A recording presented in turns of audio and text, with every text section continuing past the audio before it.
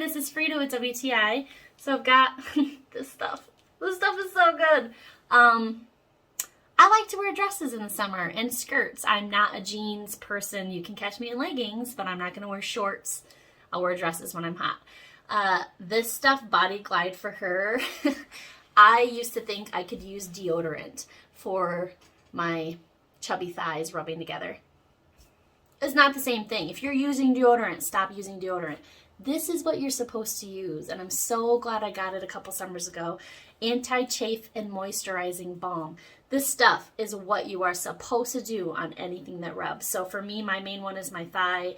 You might have to use it in other places on your body, but this is like, it's great. When I do go for long walks in the summer, it would just be so painful, and I don't have to worry about it anymore. So definitely grab one. That's my point of view.